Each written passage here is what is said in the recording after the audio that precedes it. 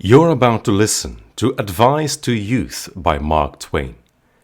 This is a Hypnos and Apollo Readings production, with narration by Thierry Baudès. Advice to Youth, 1882, by Mark Twain. The following is a lecture Mark Twain, also known as Samuel Clemens, delivered to a group of young people. Though the original location, date, and occasion for the lecture is now unknown.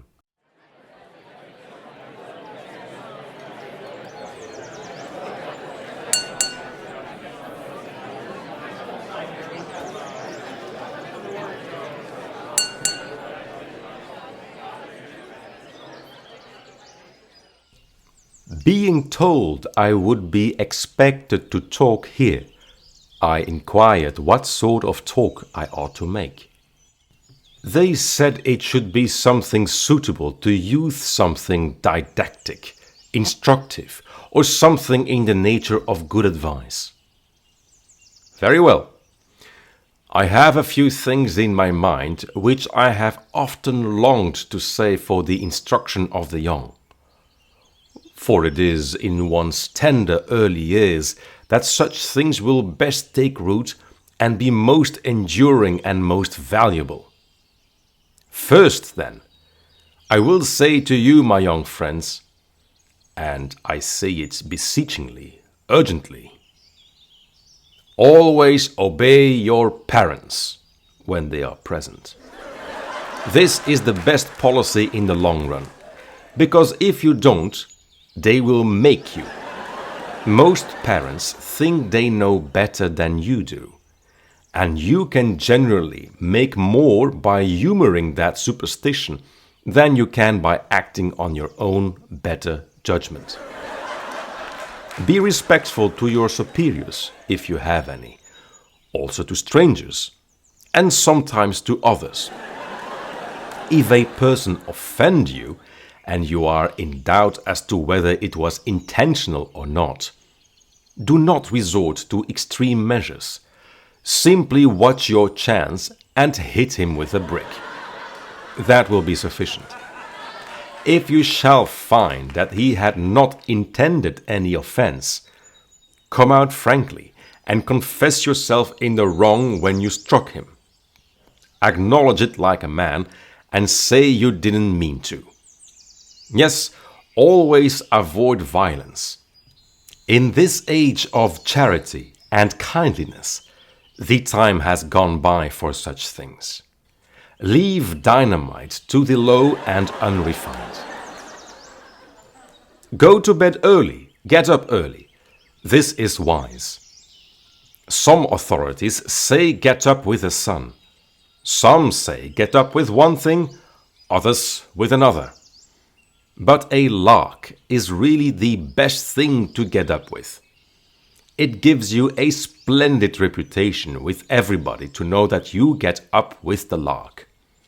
And if you get the right kind of lark and work at him right, you can easily train him to get up at 9:30 every time. It's no trick at all. Now, as to the matter of lying, you want to be very careful about lying. Otherwise, you are nearly sure to get caught. Once caught, you can never again be in the eyes to the good and the pure what you were before. Many a young person has injured himself permanently through a single clumsy and ill-finished lie, the result of carelessness born of incomplete training. Some authorities hold that the young ought not to lie at all. That, of course, is putting it rather stronger than necessary. Still, while I cannot go quite so far as that, I do maintain, and I believe I am right, that the young ought to be temperate in the use of this great art until practice and experience shall give them that confidence, elegance, and precision which alone can make the accomplishment graceful and profitable. patience, diligence, painstaking attention to detail. These are requirements. These, in time, will make the student perfect. Upon these only may he rely as the sure foundation for future eminence. Think what tedious years of study, thought, practice, experience went to the equipment of that peerless old master, who was able to impose upon the whole world the lofty and sounding maxim that truth is mighty and will prevail. The most majestic compound fracture of fact which any of woman born has yet achieved. For the history of our race and each individual's experience are soon thick with evidences that a truth is not hard to kill, and that a lie well told is immortal. There is in Boston a monument of the man who discovered anesthesia. Many people are aware, in these latter days, that that man didn't discover it at all, but stole the discovery from another man. Is this truth mighty, and will it prevail? Ah, no, my hearers, the monument is made of hardy material, but the lie it tells will outlast it 1,000,000 years. An awkward, feeble, leaky lie is a thing which you ought to make it your unceasing study to avoid. Such a lie as that has no more real permanence than an average truth. Why, you might as well tell the truth at once and be done with it. A feeble, stupid, preposterous lie will not live 2 years, except it be a slander upon somebody.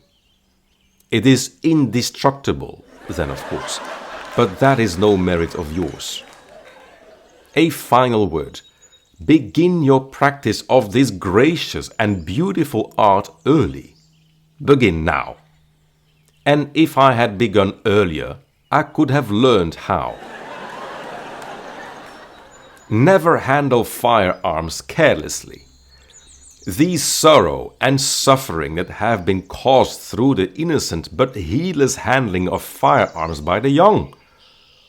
Only 4 days ago, right in the next farmhouse to the one where I am spending the summer, a grandmother, old and grey and sweet, one of the loveliest spirits in the land, was sitting at her work, when her young grandson crept in and got down an old, battered, rusty gun which had not been touched for many years and was supposed not to be loaded, and pointed it at her, laughing and threatening to shoot.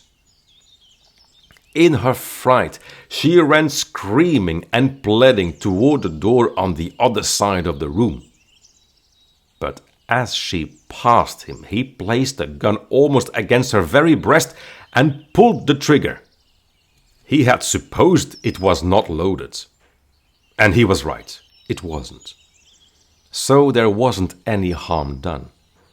It is the only case of that kind I ever heard of.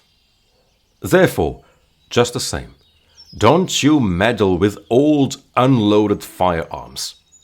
They are the most deadly and unerring things that have ever been created by man. You don't have to take any pains at all with them. You don't have to have a rest. You don't have to have any sights on the gun. You don't have to take aim, even. No, you just pick out a relative and bang away, and you are sure to get him. A youth who can't hit a cathedral at 30 yards with a Gatling gun in 3/4 of an hour can take up an old empty musket and bag his grandmother every time, at 100. Think what Waterloo would have been if one of the armies had been boys armed with old muskets, supposed not to be loaded, and the other army had been composed of their female relations. The very thought of it make one shudder. There are many sorts of books, but good ones are the sort for the young to read. Remember that. They are a great, an inestimable, and unspeakable means of improvement. Therefore, be careful in your selection, my young friends. Be very careful.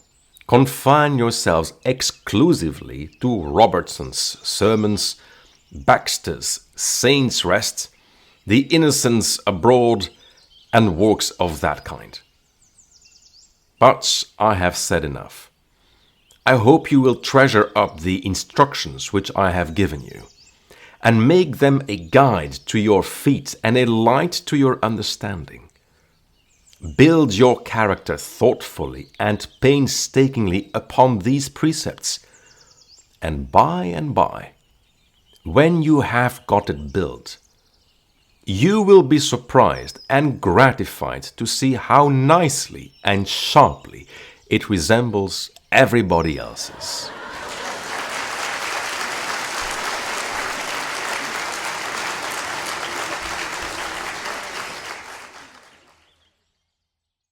You finished listening to Advice to Youth by Mark Twain.